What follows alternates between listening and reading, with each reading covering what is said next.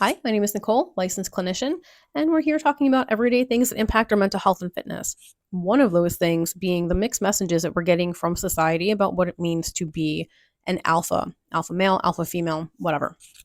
So, if you have been with me for a little while, you know that we've just kind of talked about different characteristics of alpha female and how it does parallel alpha male definition by quite a bit. Um, and at the end, we talked about that there was a research study done that was published in the Journal of Leadership Education. And they had interviewed women who scored high on an alpha female, like quiz, basically assessment. Um, and they said that they felt like they were negatively labeled and stereotyped at times. And I think that this is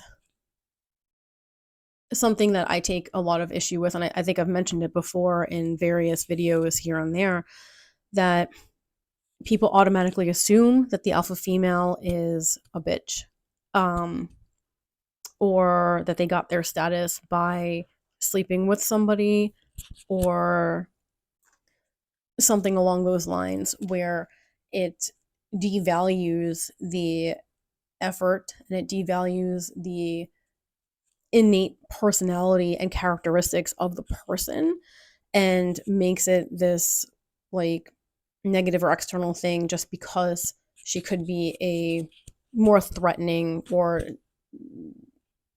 I don't want to say like domineering, but I guess dominant or domineering personality. If you're a natural leader, people tend to look to you to lead, and then people who are looking at you lead, who would have preferred to be leaders or want to challenge you, they're probably going to, especially in today's day and age, right, and especially with females, they're going to be less likely to confront you personally, or end up going out for a couple of drinks and have it come to blows, which is sometimes how men deal with their thing. But there's going to be less of a direct challenge.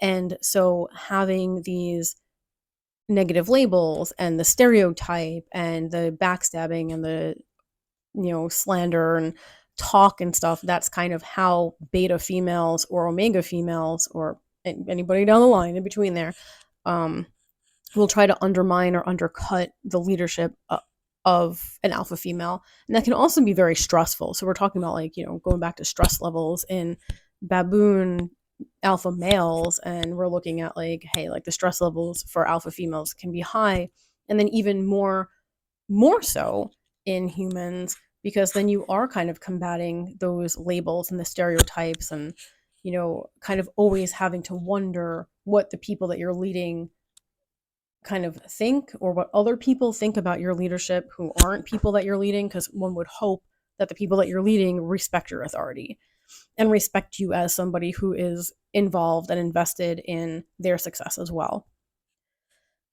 Um, they also, according to this study, reported feeling forced to live up to very high expectations.